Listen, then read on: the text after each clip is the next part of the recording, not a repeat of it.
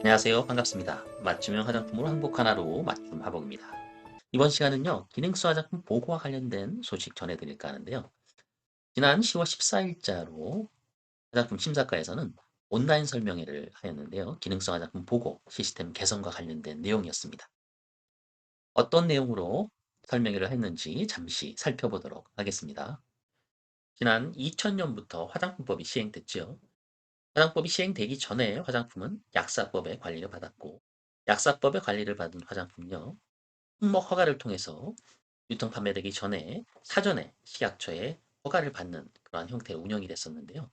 화장법이 시행된 이후에는 사전 허가가 아닌 사후 신고 형태로 변경이 됐죠. 하지만 화장품 중에서도 기능성 화장품만은 사전에 심사를 받는 그런 품목으로 분류가 되었는데요. 하지만 기능성 화장품으로 심사를 받기 위해서는 또 많은 비용과 또 시간이 소모되는 단점이 있었죠. 그래서 식약처에서는 별도의 고시성분들을 통해서 이러한 심사 대상 품목을 면제해주는 그런 제도를 시행하였는데요. 그리고 이미 심사를 받아서 한 번 또 기능성 화장품으로 승인을 받았던 품목에 대해서는 그 요건이 만족이 되면은 굳이 다시 재심사를 받지 않고 기능성 화장품으로 승인해주는 그러한 형태로 제도를 운영하게 됩니다. 이러한 형태가 바로 보고라는 그런 제도죠. 그래서 현재 기능성 화장품은 심사를 받는 품목과 심사가 제외되는 품목, 즉 보고 품목으로 나뉘고 있습니다. 다음의 도표는 기능성 화장품의 신규 심사 및 보고 현황에 대한 부분인데요. 2017년부터 21년까지의 내용을 담고 있습니다. 보시는 바와 같이 기능성 화장품으로 승인받은 품목 수가 거의 매년 16,000건에서 24,000건 사이로 나와 있죠. 2017년 24,000건을 기점으로 해서 좀 줄기는 했습니다. 2021년 16,928건. 그중에 심사 품목은 약 3천여 건에서 900여 건으로 감소가 됐죠. 그리고 나머지는 모두 보고 품목입니다. 2021년 기준으로 16,000건이 대략 보고가 되었죠. 이렇게 엄청난 보고 품목이 있다 보니까 많은 오류가 발생하게 됩니다. 즉, 보고서 제출 시 오타 등의 실수가 빈번하였고요. 담당자의 연락처 부재 시 요건 확인이 불가했기 때문에 상당한 민원들이 발생이 되었는데요. 요건 확인이 미완료 시에는 민원 문의 및 불만이 증가할 수밖에 없죠. 왜냐하면 요건 확인이 완료되어야지만 홈페이지에서 기능성 화장품 조회가 가능하다는 부분 때문이죠. 연평균 보고 건수에 대한 기재사항 오류 비율은요. 2호 보고 약 5,500여 건 중에 대략 60% 수준이라고 합니다. 이는 민원이 직접 기입하는 방식에 기인한 것인데요. 여기서 2호 보고는 무엇일까요? 기능성 보고에 대해서는 다음과 같이 세 가지의 보고 형태로 나눌 수가 있습니다. 화장법 시행규칙 제10조에는 보고서 제출 대상 등에 대해서 정하고 있는데요. 그 중에 제1항에는요.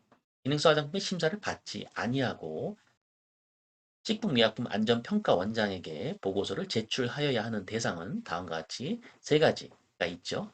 1호, 2호, 3호. 그래서 1호 보고, 2호 보고, 3호 보고 이렇게 얘기를 하고 있습니다. 1호 보고는 식약처장이 고시한 그런 품목과 같은 기능성 화장품인 경우죠.